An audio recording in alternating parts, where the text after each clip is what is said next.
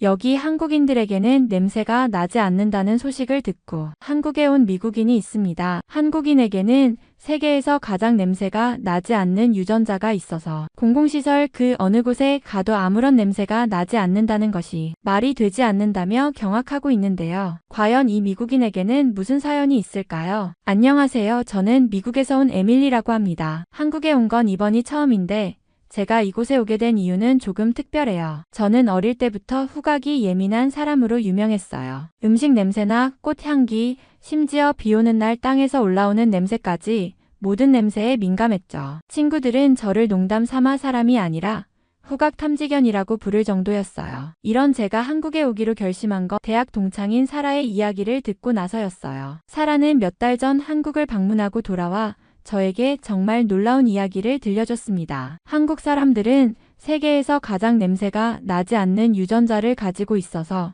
그들 몸에서 나는 체취가 거의 없다고 했어요. 더군다나 공공시설에서도 쾌적함을 유지할 만큼 청결하다는 이야기에 깜짝 놀랐습니다. 저는 처음엔 농담이거나 과장이겠지 하고 웃어넘겼지만 사라는 아주 진지했어요. 에밀리, 너도 한번 가보면 알 거야. 진짜 대단해.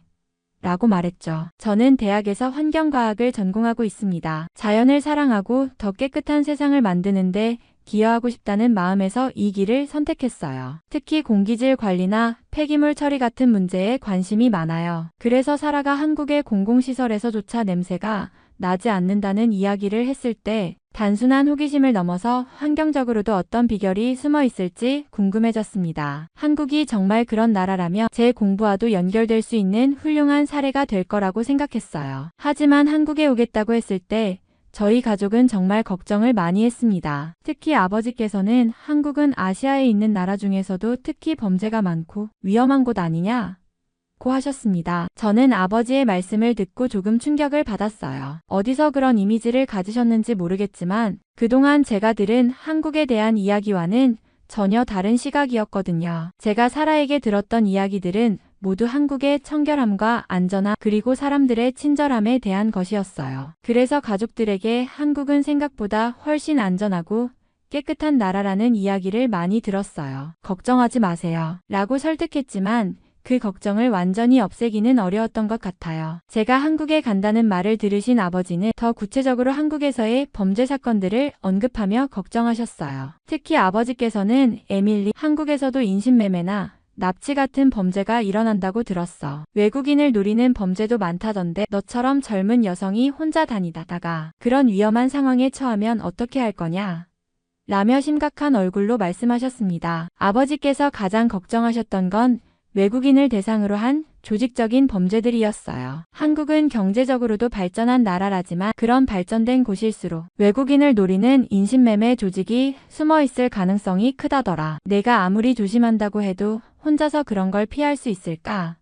라고 하셨을 때 사실 저는 조금 당황했어요. 사라에게 들은 한국의 모습과는 너무나 다른 이야기를 들으니 순간 할 말을 잃었습니다. 아버지는 몇 년 전에 읽으셨다는 기사를 예로 들며 한국의 공항 근처나 번화가에서 낯선 사람에게 접근하는 범죄 조직이 있다는 이야기를 봤어. 그들이 외국인을 속여 어딘가로 데려간 뒤 돌아오지 못하게 만드는 사례도 있었다더라. 라고 하셨습니다. 또 납치된 후 가족에게 몸값을 요구하는 일이 있을 수 있다고도 말씀하시며 제가 위험에 처할까봐 불안해하셨어요. 저는 아버지의 걱정을 덜어드리기 위해 노력했어요. 아빠, 제가 그런 뉴스를 들어본 적은 없지만 만약 그런 일이 정말 있다면 저도 최대한 조심할게요. 그리고 한국은 오히려 그런 범죄가 매우 드문 나라로 알려져 있고 사라가 갔을 때도 전혀 위험한 일을 겪지 않았다고 했어요. 저도 안전하게 잘 다닐 자신 있어요. 라고 말씀드렸습니다. 하지만 아버지께서는 너는 외국인이잖아. 언어도 다르고 문화도 몰라서 상황 판단이 더 어려울 거야. 아무리 안전한 나라라고 해도 방심은 금물이다. 라며 여전히 걱정하는 모습을 보이셨어요. 아버지의 걱정이 어느 정도 잦아드는가 싶었는데 이번에는 어머니께서도 걱정을 보이셨습니다. 어머니는 에밀리, 아빠도 말했지만 나는 또 다른 게 걱정돼. 한국이 가난하고 후진적인 나라라는 이야기를 들었어. 내가 생각하는 그런 멋진 나라는 아니더라고. 라고 말씀하셨어요. 제가 놀라서 그건 누구한테 들으셨어요?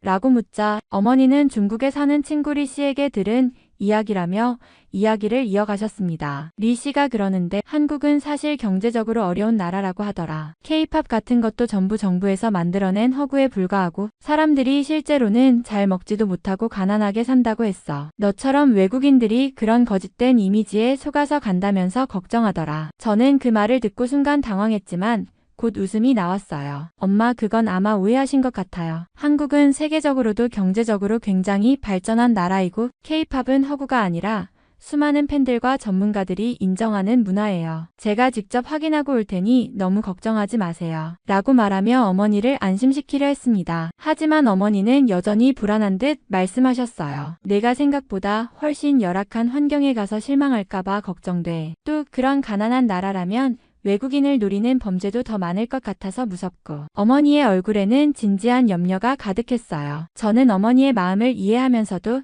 이런 걱정이 결국 한국에 대한 잘못된 정보에서 비롯된 것이라는 생각이 들었습니다. 그래서 더더욱 제가 이곳에 와서 직접 보고 느낀 것들을 어머니께 말씀드려야겠다고 다짐했어요. 한국이 얼마나 놀라운 나라인지 제가 몸소 겪은 경험을 통해 어머니와 아버지께 보여드리고 싶습니다. 짐을 싸고 드디어 한국으로 떠나는 날이 왔습니다. 가족들의 걱정과는 별개로 저는 새로운 나라에 간다는 설렘과 기대감으로 가득 찼어요. 하지만 비행기가 한국 인천공항에 착륙하고 나니 갑자기 긴장이 밀려오기 시작했어요. 낯선 나라에서 혼자 모든 것을 헤쳐나가야 한다는 생각에 살짝 두려움도 느껴졌습니다. 그런데 공항에 발을 내딛는 순간 제가 상상했던 것과는 전혀 다른 모습이 펼쳐졌어요. 첫인상부터 너무 깨끗하고 현대적인 시설들에 깜짝 놀랐습니다. 어디를 둘러봐도 깔끔하고 정리정돈이 잘 되어 있었고 모든 표지판에 영어가 함께 표기되어 있어서 길을 찾는 것도 어렵지 않았습니다. 심지어 직원분들 대부분이 영어를 유창하게 구사해서 제가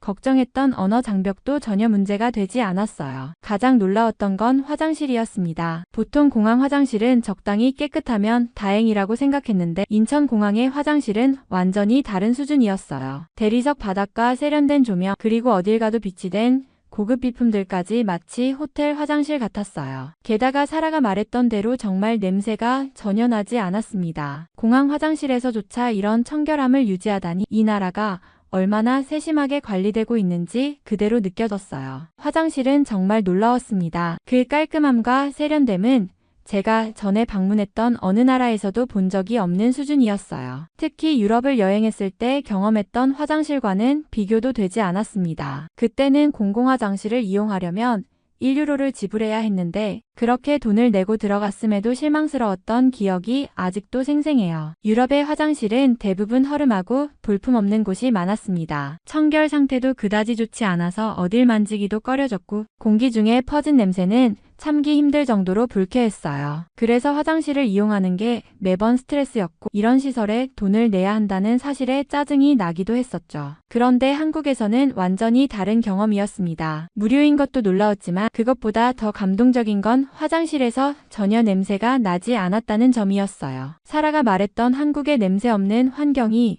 사실이라는 걸 가장 먼저 화장실에서 느끼게 될 줄은 몰랐습니다. 이 정도라면 공항에서부터 시작해서 앞으로 가게 될 모든 곳이 얼마나 깨끗하고 편안할지 기대가 커졌습니다. 이 작은 디테일 하나만으로도 한국이 얼마나 잘 관리된 나라인지 알 수 있었고 제가 이곳에 오기를 결심한 게 정말 잘한 선택이라는 생각이 들었습니다. 공항을 나와 숙소로 이동하기 위해 지하철을 타게 되었는데 지하철 역시 정말 놀라웠습니다. 제가 도착한 시간이 한창 혼잡한 출퇴근 시간이었기 때문에 사람들이 많이 몰릴 거라고 예상했어요. 그리고 솔직히 조금 걱정되기도 했습니다. 유럽이나 미국에서 경험했던 지하철은 사람이 많아질수록 공기가 탁하고 냄새가 나는 일이 흔했거든요. 하지만 한국의 지하철은 처음부터 제 예상을 완전히 뒤집어 놓았습니다. 플랫폼에 들어서자마자 깨끗하고 쾌적한 공기가 느껴졌어요. 심지어 공기청정기까지 설치되어 있어서 공기가 항상 신선하게 유지된다는 사실을 알게 되었을 때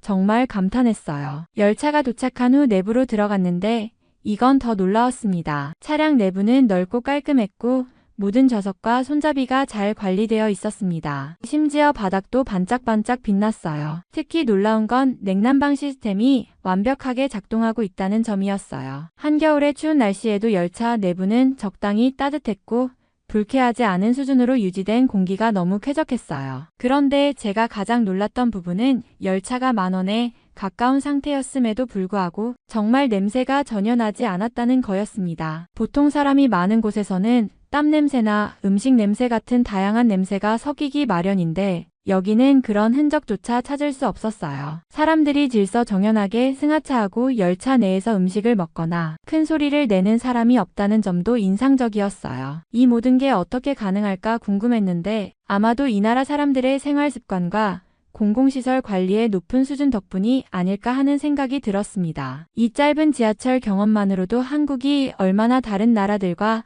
차별화된 곳인지 알게 되었어요. 모든 것이 이렇게 잘 정돈되고 사람들에게 편안함을 제공할 수 있는 환경을 유지한다는 사실이 정말 대단하게 느껴졌습니다. 지하철에서의 놀라운 경험을 뒤로하고 숙소에 도착했을 때 또 한 번 한국의 특별함에 감탄하게 되었습니다. 프런트 데스크의 직원들은 정말 친절하고 상냥했어요. 제가 이것저것 물어보아도 전혀 귀찮아하지 않고 세심하게 안내해주는 모습에 감동을 받았습니다. 그런데 더 놀라운 건 그분들이 아무리 친절하게 대해주셔도 팁을 기대하지 않는다는 점이었어요. 미국에서는 숙소에 도착하면 짐을 들어주거나 방을 청소해주는 직원에게 항상 팁을 줘야 한다는 부담이 있었는데 여기서는 그런 문화가 전혀 없어서 오히려 더 마음 편하게 지낼 수 있겠다는 생각이 들었습니다. 방에 들어와 짐을 풀고 나니 갑자기 몸이 피곤해지기 시작해서 잠시 앉아 있었는데 이상하게 바닥이 따뜻한 걸 느꼈어요. 처음엔 혹시 난방기기에서 새어나오는 열 때문인가 생각했는데 알고 보니 이건 한국의 전통 난방 방식이라는 온돌 시스템이었어요. 바닥을 통해 방 전체를 따뜻하게 데우는 방식이라고 하더라고요. 처음 경험해보는 온돌은 정말 신기했습니다. 추운 날씨임에도 방 안은 너무 아늑하고 발이 따뜻하게 데워지니 온몸이 풀리는 기분이었어요. 너무 흥미롭고 좋아서 잠시 바닥에 누워보았는데 온몸이 따뜻해지면서 마치 자연스럽게 힐링이 되는 것 같았어요. 저는 그 순간 이곳에서의 생활이 정말 마음에 들겠다는 확신이 들었습니다. 사실 미국에서는 바닥이 차가워서 카펫을 깔거나 슬리퍼를 신어야 했던 기억이 나요. 그런데 여기에서는 그냥 맨발로 바닥을 밟아도 전혀 차갑지 않고 오히려 따뜻해서 그 자체로 충분히 편안했어요. 이곳의 전통이 현대의 기술과 결합해 이렇게 훌륭한 생활 환경을 만들어냈다는 점이 놀랍고 이런 세심함이야말로 한국이 가진 특별한 매력이라는 생각이 들었습니다. 그날 저는 너무 편안한 상태로 따뜻한 바닥에 누워있다가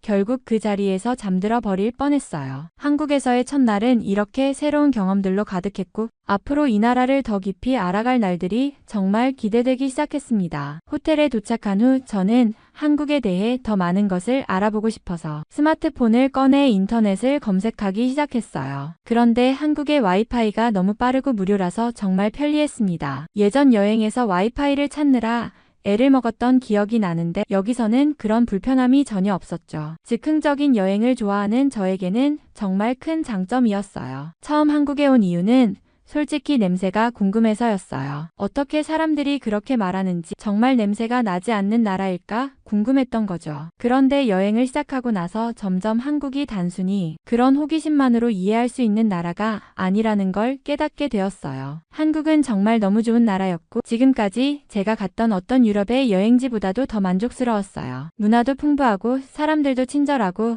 모든 게 잘 관리된 느낌이었죠. 그리고 인터넷을 뒤지다 보니 한국이 단순한 현대적인 나라가 아니라 역사적인 유물도 풍부한 나라라는 사실을 알게 되었어요. 한국은 수천 년의 역사를 자랑하는 나라로 전통적인 유적지와 고대 유물들이 곳곳에 있다는 걸 발견했습니다. 서울에는 경복궁이나 창덕궁 같은 아름다운 고궁들이 있고 그곳에서 과거의 왕국과 전통을 체험할 수 있다는 점도 정말 매력적이었어요. 역사적인 유물들은 물론이고 그 문화재들이 어떻게 현대 사회와 융합되어 있는지 보는 것도 흥미로웠습니다. 이런 사실들을 알게 되면서 한국에 대해 점점 더 깊이 알아가고 싶다는 생각이 들었어요. 역사적인 깊이와 현대적인 편리함이 모두 잘 결합된 나라라니 이곳에 대한 흥미가 더욱 커졌습니다. 저는 지금까지 이곳에서 경험한 모든 것들이 너무나도 인상 깊고 특별했어요. 한국을 방문한 이유는 그저 궁금한 점을 해결하기 위해서였지만 이제는 이 나라의 매력에 빠져들고 있다는 걸 느끼고 있습니다. 한국에서 점점 더 많은 매력을 발견하고 있는 저는 이제 궁궐이나 박물관을 직접 가보기로 결심했어요. 특히 한국의 역사와 문화에 대한 이해를 깊이 하기 위해서 경복궁이나 창덕궁 같은 전통적인 궁궐을 꼭 보고 싶었어요. 이런 고궁들에서는 왕실의 역사와 건축 양식, 그리고 그 시절의 문화까지 엿볼 수 있을 것 같아서 너무 기대가 됐습니다. 그런데 인터넷을 찾아보니 국립현대미술관을 찾은 외국인의 숫자가 2024년 기준으로 역대 최고인 22만 명에 달했다는 사실을 알게 되었어요. 이렇게 많은 외국인들이 현대미술을 즐기기 위해 방문한다는 이야기를 듣고 그곳도 꼭 방문해야겠다고 생각했습니다. 제가 이전에 갔던 유럽의 미술관과는 또 다른 매력이 있을 것 같았고 현대미술에 대한 관심도 커져서 한번 경험해보고 싶었죠. 국립현대미술관은 서울뿐만 아니라 다른 지역에도 지점이 있어서 저는 시간을 내어 다양한 전시를 보고 싶었습니다. 또한 미술관의 건물 자체도 예술 작품처럼 아름답고 독특하다는 이야기를 들었기 때문에 그곳에서 전시를 보는 것뿐만 아니라 건축을 감상하는 것 또한 기대가 됐어요. 이렇게 한국에서의 여행이 점점 더 풍성해지고 있다는 느낌을 받았고 예술과 역사를 동시에 경험할 수 있는 기회가 될 것 같아서 설렘이 커졌습니다. 이제 한국의 역사적인 유적지와 함께 현대적인 예술 작품도 감상할 수 있다는 사실에 흥분이 가득했어요. 한국은 정말 그 어떤 나라와도 비교할 수 없는 독특한 매력을 가지고 있다는 걸 느끼고 있습니다. 경복궁에 실제로 가본 후 저는 정말 놀랐어요. 인터넷에서 보고 상상했던 것보다 훨씬 더 웅장하고 아름다웠습니다. 경복궁의 건물들은 세밀한 디테일과 고풍스러운 멋을 지니고 있었고 그 앞마당에 서서 오랜 역사를 느낄 수 있었습니다. 궁궐의 건축 양식과 정원의 조화도 너무 인상적이었어요. 궁궐을 거닐다 보니 마치 시간이 멈춘 듯한 느낌이 들었습니다. 저는 미국에서 자랐기 때문에 역사적인 유물과 문화재가 많지 않은 환경에서 자라왔어요. 물론 미국에도 중요한 역사적 장소들이 있지만 그만큼 다른 나라들에 비해 유물이나 전통적인 건축물은 상대적으로 적은 편이에요. 그래서 한국처럼 이렇게 오래된 역사적 유산을 보면서 이 나라의 역사가 그렇게 깊고 풍부하다는 사실에 정말 놀랐습니다. 한국은 몇천 년의 역사와 문화가 쌓여온 나라였고 그 자랑스러운 전통을 지금까지 잘 보존하고 있다는 게 정말 대단하게 느껴졌습니다. 그때부터 저는 한국의 역사에 대한 흥미를 갖게 되었어요. 어떻게 이렇게 많은 역사적 사건들이 이 땅에서 일어났는지, 또 어떻게 그렇게 오랜 시간을 거쳐 지금까지 그 유산이 이어지고 있는지에 대해 더 알고 싶어졌습니다. 경복궁을 직접 보고 나서 저는 한국의 역사에 대해 더 깊이 공부하고 싶다는 마음이 들었고 그동안 읽어온 책들보다도 훨씬 더 실감나고 생생하게 다가왔어요. 한국은 단순히 현대적인 기술과 시설만으로 유명한 나라가 아니라 그 뿌리 깊은 역사와 전통까지도 강력한 매력으로 작용하는 나라라는 것을 깨닫게 되었습니다. 이 경험은 제 여행에 있어 정말 중요한 전환점이었고 앞으로도 한국의 역사와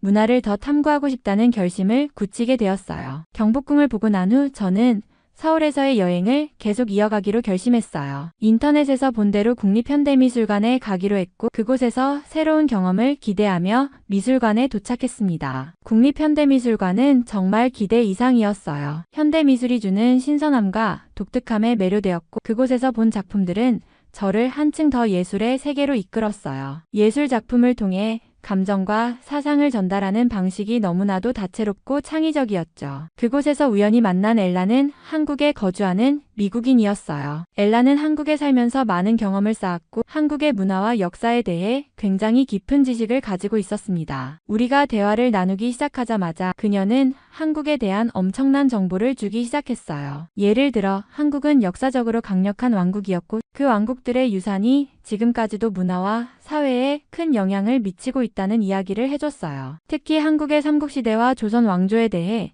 정말 자세히 알고 있었고 그 시대에 대한 깊은 이해가 있었죠. 엘라는 또 한국의 음식, 언어, 그리고 현대 사회에서의 변화에 대해서도 많이 이야기해 주었어요. 예를 들어 한국의 전통적인 가치가 현대 사회에서도 여전히 중요한 역할을 하고 있다는 점, 그리고 한국 사람들의 상호 존중 문화가 얼마나 중요한지에 대해 이야기하면서 그것이 한국의 성공적인 발전을 뒷받침하고 있다는 사실을 강조했어요. 또한 그녀는 한국의 교육 시스템과 기술 발전에 대해서도 설명해줬는데 한국이 왜 그렇게 빠르게 발전했는지 그리고 그 이유가 단지 경제적인 발전뿐만 아니라 교육과 혁신적인 사고에서 비롯된다는 점을 상세히 알려줬죠. 미술관을 한참 구경한 후 엘라와 함께 근처의 카페에 가기로 했어요. 카페는 정말 예술적이고 아늑한 분위기가 가득했어요. 벽에 걸린 작품들과 따뜻한 조명이 어우러져 그곳에서 느껴지는 여유와 편안함이 정말 좋았습니다. 우리는 각자 커피를 주문하고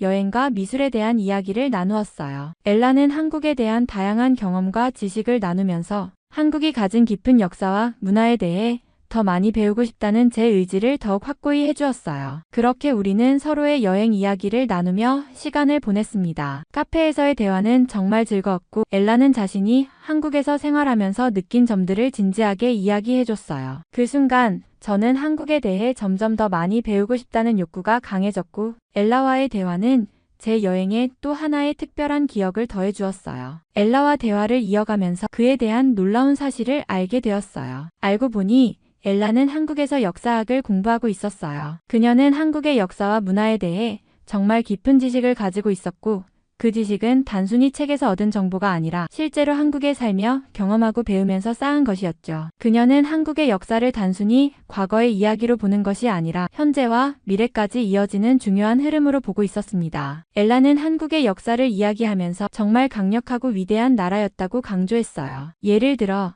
고려와 조선의 역사 속에서 한국은 세계적으로 강한 나라였고 군사적으로도 굉장한 힘을 지닌 나라였다고 했죠. 특히 조선시대의 왕조는 문화와 정치적인 안정을 이루어냈고 한국은 당시 세계에서 가장 발전된 국가 중 하나였다고 설명해줬어요. 또 이순신 장군이 이끄는 조선 수군이 일본의 침략을 막아낸 이야기도 그녀는 자랑스럽게 이야기하며 한국이 역사적으로 얼마나 강한 나라였는지를 되새기게 했습니다. 엘라는 이어서 한국은 현재도 세계에서 최강의 나라가 될 준비를 하고 있는 나라라고 말했어요. 한국의 경제와 기술 발전, 그리고 교육 시스템이 그 나라를 계속해서 강하게 만들고 있다고 했습니다. 한국은 이미 세계적인 기업들을 보유하고 있고 그들이 글로벌 경제에서 차지하는 비중은 점점 더 커지고 있다는 거죠. 또 한국의 젊은 세대들은 혁신적이고 글로벌한 사고를 갖추고 있어 앞으로 한국이 국제적으로 더 많은 영향력을 행사하게 될 것이라고 말했어요. 한국은 지금도 미래를 내다보며 움직이고 있어요. 지금까지도 많은 사람들에게 영향력을 미쳤지만 앞으로 더 많은 나라들이 한국의 모델을 따라할 거예요. 그건 단지 경제적인 측면뿐만 아니라 문화와 사회적인 측면에서도 그렇습니다. 한국의 빠른 발전은 단순한 경제적인 기적이 아니라 사람들의 생각과 태도, 그리고 국가적 비전에서 나온 거죠. 엘라의 말에 깊이 동의하며 저는 한국이 현재와 미래에 얼마나 강한 나라가 될 수 있을지에 대한 상상이 커졌습니다. 그렇게 우리는 한국의 역사와 미래에 대한 이야기를 나누며 한국의 놀라운 발전과 잠재력에 대해 점점 더 많이 배웠고 엘라의 시각을 통해 한국에 대한 제 인식도 한층 깊어졌습니다. 한국은 단지 과거의 역사 속에서 강한 나라였던 것이 아니라 지금도 미래에 대한 비전을 가지고 세계 최강의 국가로 도약하려는 준비를 하고 있다는 사실에 저는 정말 놀랐습니다. 엘라가 한국의 밤 문화에 대해서도 얘기해 주었어요. 한국의 밤은 정말 다채롭고 재미있어 라고 말하면서 한 술집에 가자고 제안했죠. 저는 한국의 밤 문화가 어떤지 정말 궁금했기 때문에 그녀의 제안을 흔쾌히 받아들였어요. 술집에 들어서자마자 분위기는 굉장히 활기차고 에너지가 넘쳤습니다. 사람들은 모두 즐겁게 이야기를 나누고 음악도 흐르고 있었어요. 한국의 밤 문화는 정말 독특하고 전통적인 술 문화와 현대적인 파티 문화가 결합된 느낌이었죠. 그렇게 우리는 자리에 앉아 술을 마시기 시작했어요. 얼마 지나지 않아 한 무리의 남성들이 우리 테이블로 다가왔어요. 그들은 웃으면서 친근하게 말을 걸었고 금세 대화가 시작되었습니다. 그들 역시 외국인인 우리에게 관심을 가지고 있었던 것 같았어요. 안녕하세요. 어디에서 오셨어요? 라는 질문에 우리는 서로의 이야기를 나누기 시작했죠. 남성들 중 몇 명은 한국어를 아주 잘했고 나머지 몇 명은 영어로 대화를 이어갔어요. 대화가 이어지면서 그들은 자신들이 한국에 사는 중국인이라고 밝혔습니다. 처음에는 친근하게 다가온 그들이었지만 점차 그들의 대화가 달라지기 시작했어요. 그들은 한국에 대한 비판을 쏟아내기 시작했어요. 한국 사람들은 너무 자기중심적이다거나 한국은 외국인에게 차별을 많이 한다는 식으로 한국 사회에 대한 불만을 이야기했죠. 그들은 자신들이 한국에서 겪은 어려움과 불편함을 털어놓으며 한국 사회의 문제점을 강조했습니다. 한국은 모든 것이 표면적이고 사람들의 관계가 굉장히 경쟁적이다는 말을 하며 한국의 사회적 분위기를 비판했어요. 또 그들은 한국의 경제 발전에도 의문을 제기했어요. 한국은 엄청난 경제 성장을 이루었지만 그 안에 숨겨진 문제들이 많다며 한국은 이제 더 이상 진보적인 나라가 아니다라고 말했죠. 이들의 이야기는 점점 더 부정적이었고 한국 사회에 대한 그들의 시각은 분명히 비판적인 톤이었어요. 그들은 한국에서의 삶이 어려웠고 그들의 경험이 한국 사회에서 느낀 부정적인 면을 더욱 강조하게 만든 것 같았어요. 엘라와 저는 그들의 이야기를 듣고 조금 당황스러웠지만 그들의 의견을 존중하려고 노력했어요. 그들은 자신들의 경험을 바탕으로 얘기하고 있었고 그들의 불만을 듣는 것도 중요한 부분이라고 생각했기 때문이죠. 술을 마시면서 우리는 서로 다른 시각을 나누었고 그날 밤은 한국에 대한 다양한 관점이 교차하는 시간이 되었어요. 한국에서 생활하는 중국인들의 불만과 그들의 시각은 제게 새로운 시각을 주었고 한국에 대한 이해가 더욱 복잡해지게 만들었어요. 그렇게 술집에서의 대화가 마무리되고 엘라는 저와 함께 조용히 자리에서 일어났어요. 우리는 술집을 나서면서 그들과 나눈 이야기에 대해 잠시 조용히 이야기를 나누었죠. 엘라는 조금 낮은 목소리로 그 중국인들이 한국에 대해 그렇게 불만을 가진 이유는 사실 꽤 복잡해. 한국에 사는 중국인들은 흔히 자격지심을 느끼곤 해 라고 말했어요. 그녀는 중국인들이 한국에 대해 종종 부정적인 태도를 보이는 이유에 대해 설명해 주었어요. 한국은 경제적으로 빠르게 발전하면서 세계적으로 영향력 있는 나라가 되었잖아요. 그런데 중국인들이 한국에 대해 불만을 가지는 건 그들 스스로가 한국을 부러워하거나 한국인들이 자주 보여주는 자존감 때문에 배아파하는 거야 라고 말했죠. 엘라는 이어서 한국이 발전하면서 많은 외국인들이 그 변화에 적응하고 있는데 중국인들은 특히 그 부분에서 복잡한 감정을 느끼곤 해. 한국인들이 전 세계에서 주목받고 자부심을 갖고 살아가면서도 그들만의 문화와 정체성을 고수하는 걸 보면서 일부 중국인들은 그게 부담스럽게 느껴지는 거야. 그게 바로 자격지심에서 비롯된 불만이야 라고 덧붙였어요. 물론 그들이 겪은 개인적인 경험들도 영향을 미쳤겠지만 전체적인 맥락에서는 그런 심리적인 요인이 크게 작용하는 것 같아. 중국인들 중 일부는 한국이 자신들보다 더 뛰어난 존재로 비춰지는 것에 대해 불편함을 느끼고 그로 인해 한국 사회에 대한 비판적인 태도가 나오는 경우가 많아. 라고 엘라는 진지하게 말했어요. 엘라의 설명을 들으면서 저는 한국과 중국 사이의 미묘한 감정선에 대해 다시 한번 생각하게 되었어요. 두 나라 모두 강한 역사와 문화를 가지고 있지만 현대 사회에서 서로 다른 방식으로 발전하고 있다는 사실이 더욱 부각되는 것 같았어요. 엘라는 그 상황을 잘 설명해 주었고 저는 그들의 감정을 이해할 수 있을 것 같았어요. 그렇게 우리는 술집을 떠나면서 중국인들이 한국에 대해 갖는 감정과 그 배경에 대해 깊은 생각을 하게 되었죠. 그날 밤 추운 날씨에 우리는 잠시 사우나에 대해 이야기하기 시작했어요. 엘라는 한국에서 특별한 경험을 할 수 있는 곳으로 24시 한국식 사우나를 추천했어요. 한국식 사우나는 정말 특별해. 여기는 유럽에서 봤던 사우나와는 다르게 여러 가지 시설이 한 곳에 모여 있어서 더 다양한 경험을 할 수 있어 라고 말하면서 제게 그곳으로 가자고 제안했죠. 저는 사우나를 좋아해서 유럽에서 자주 다녔던 기억이 있었기 때문에 한국식 사우나도 궁금해졌어요. 우리는 엘라의 제안을 받아들여 한국식 24시 사우나로 향했어요. 그곳에 도착했을 때 처음에는 그 크기와 웅장함에 정말 놀랐어요. 유럽에서 자주 갔던 사우나들을 생각했을 때 그런 공간은 상상도 할 수 없었어요. 그곳은 단순한 사우나가 아니라 온갖 편의시설과 다양한 서비스를 갖춘 거대한 복합 공간 같았죠. 사우나 내부에 들어가자 넓은 공간에 여러 종류의 사우나와 찜질방이 있었고 그곳의 시설은 정말 대단했어요. 따뜻한 공기와 습기가 가득한 공간에서 사람들은 편안하게 몸을 풀고 있었고 곳곳에는 안락한 휴식 공간도 마련되어 있었죠. 유럽에서 본 사우나는 보통 규모가 작고 간단한 시설이었지만 한국의 사우나는 그 규모와 시설에서 비교할 수 없을 정도로 고급스럽고 다양했어요. 저는 유럽에서 경험했던 사우나보다 훨씬 더 크고 웅장한 한국식 사우나에 놀랐어요. 그곳에서는 다양한 온도와 습도의 사우나를 선택할 수 있었고 찜질방도 정말 다양한 종류가 있어서 마치 하나의 대형 웰빙 공간에 온 것 같았죠. 이런 시설은 내가 그동안 가본 사우나 중에서 최고야 라고 감탄하면서 저는 그 공간에서 새로운 차원의 사우나 경험을 즐기게 되었어요. 사우나와 찜질방에서 몸을 편안히 풀면서 엘라와 우리는 한국의 문화와 전통에 대해 이야기를 나누었어요. 한국식 사우나는 단순히 몸을 데우고 땀을 흘리는 것 이상의 의미가 있었고 그곳에서의 편안한 시간은 한국의 정서와 분위기를 더 깊이 이해할 수 있게 해준 특별한 경험이었어요. 한국의 사우나에서 몸을 푼 후 엘라는 저에게 여기서 식혜랑 계란을 꼭 먹어봐야 해. 라고 말했어요. 저는 처음에는 식혜와 계란이 사우나와 어떤 관련이 있을지 잘 몰랐지만 엘라의 말에 따라 시도해보기로 했죠. 그래서 우리는 사우나 공간에 있는 작은 카페에서 식혜와 계란을 주문했어요. 먼저 나온 식혜를 마셨을 때 그 맛은 정말 신기했어요. 식혜는 단맛이 나는 음료인데 그 안에 작은 쌀알들이 떠 있더라고요. 처음에는 쌀알이 음료에 섞여 있다는 사실이 신기했어요. 왜냐하면 일반적으로 음료라고 하면 보통 액체만 떠오르는데 식혜는 그 쌀알들이 들어있어서 마시면서 쌀알 하나하나를 씹을 수 있었죠. 단맛이 나면서도 쌀알의 부드러운 식감이 함께 느껴지는 것이 정말 색다른 경험이었어요. 이건 정말 맛있네. 그리고 이런 음료는 처음이야. 라고 말하면서 저는 그 새로운 맛에 감탄했어요. 그 다음에 나온 계란은 또 다른 놀라움이었어요. 계란을 보자마자 색깔에 깜짝 놀랐어요. 그 계란은 겉이 검정색이었거든요. 저는 처음에 이 계란이 맞나?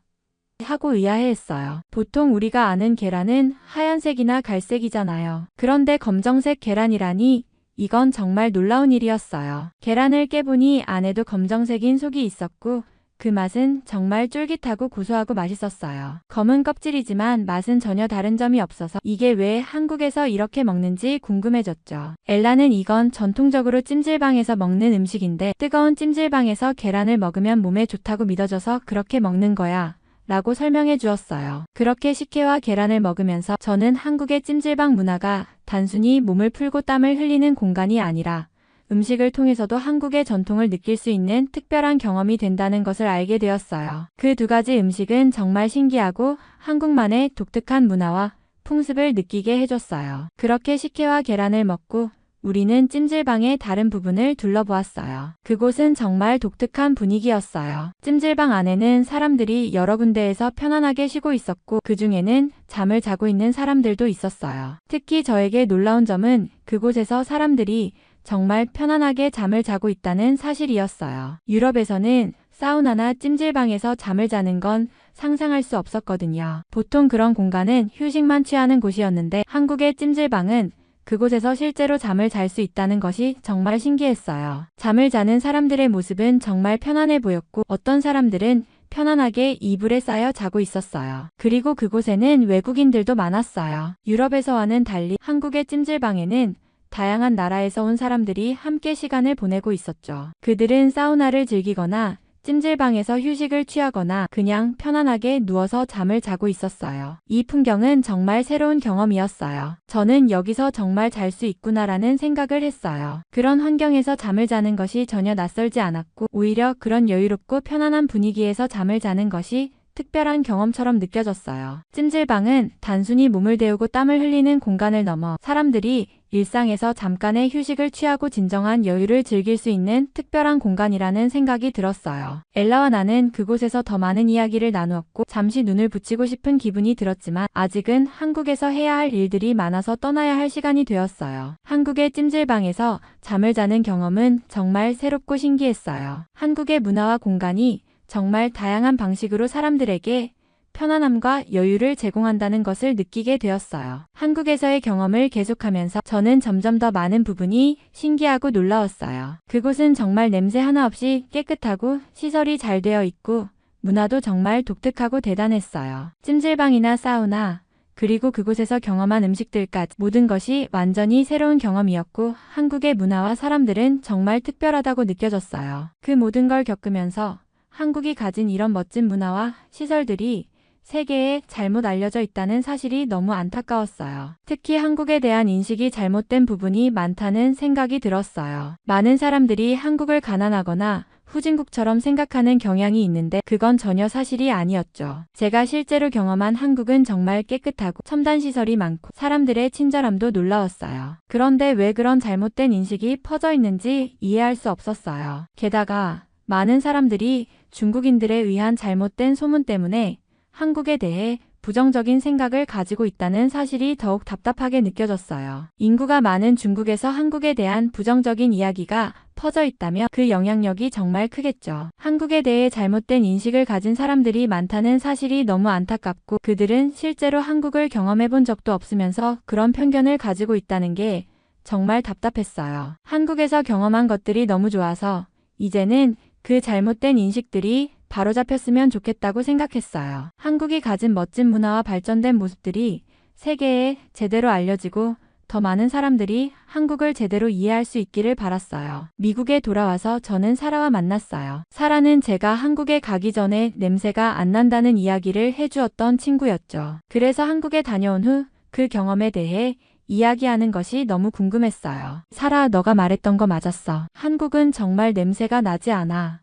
라고 말하면서 한국에서의 경험을 이야기하기 시작했어요. 사라가 그 말을 처음 해줬을 때는 그냥 이야기로만 들렸지만 실제로 한국에 가보니 정말 그런 사실이 신기하고 놀라웠어요. 공공시설이나 지하철, 찜질방, 화장실까지 모든 곳에서 냄새가 하나도 안 나. 정말 대단해.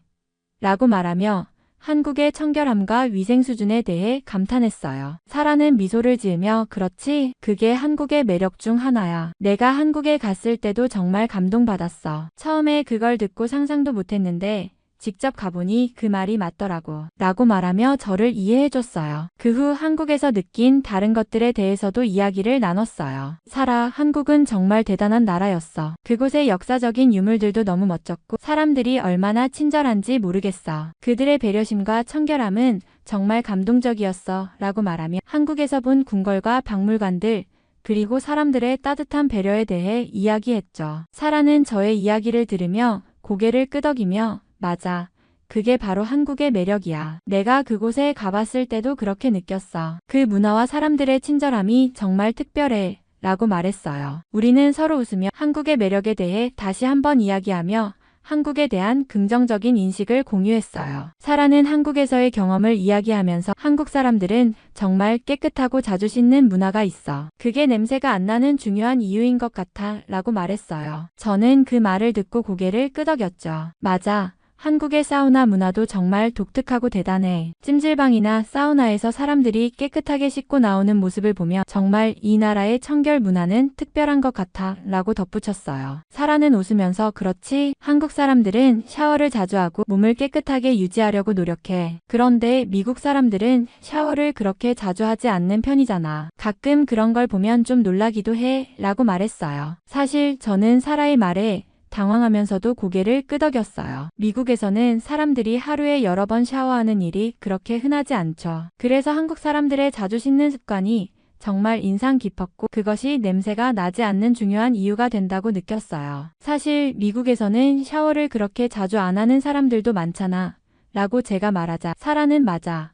그런 것들이 누적되면 몸에서 냄새가 나게 되기도 하지. 그래서 한국에서 이렇게 냄새가 나지 않는 게 정말 대단하게 느껴졌어. 라고 말했어요. 이 이야기를 나누면서 한국의 청결과 위생 문화가 얼마나 중요한지 다시 한번 실감하게 되었어요. 한국이라는 나라는 정말 상상 이상이었고 미국인들이 본받아야 하는 나라라는 생각이 듭니다. 왜 미국에서 나는 냄새가 한국에서는 나지 않는지 알 수 있었고요. 냄새가 안 나는 유전자를 지닌 사람들이 자주 씻으니 아예 냄새가 나지 않을 수밖에 없는 거죠. 한국에 다녀오고 한국의 역사나 문화에 더욱 관심이 가고 저의 전공 분야뿐만 아니라 역사에도 관심을 가져야겠다는 생각이 듭니다. 한국에서 중국의 동북공정 등 역사 문제로 고민이 많다고 느꼈는데 한국의 역사가 제대로 알려졌으면 좋겠다는 생각이 드네요. 이번 사연은 여기서 마무리하도록 하겠습니다. 끝까지 시청해주셔서 감사드립니다. 좋아요와 구독은 영상 제작에 큰 힘이 됩니다. 꼭 한 번씩만 눌러주세요. 감사합니다.